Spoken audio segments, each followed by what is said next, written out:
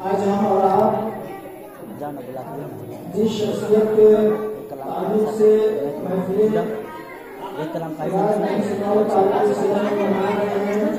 वो दुनिया के सबसे अफजल तरीन इंसान है, सबसे अफजल तरीन सहाबा किराम है, अंबिया के बाद।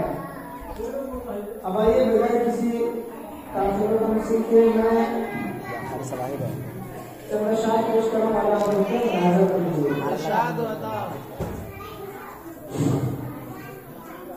सरताज कदम है तने सुल्तान ज़मफ़ूर, सरताज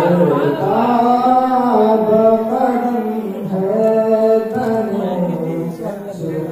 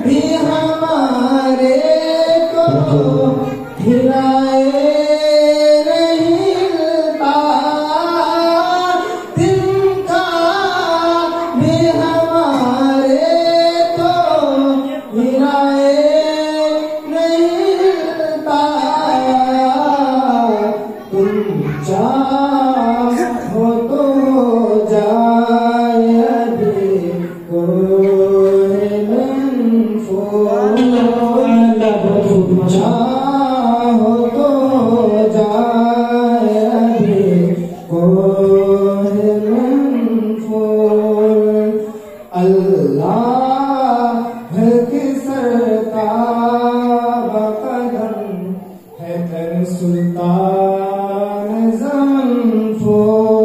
बस आखिर शेर माफ करो।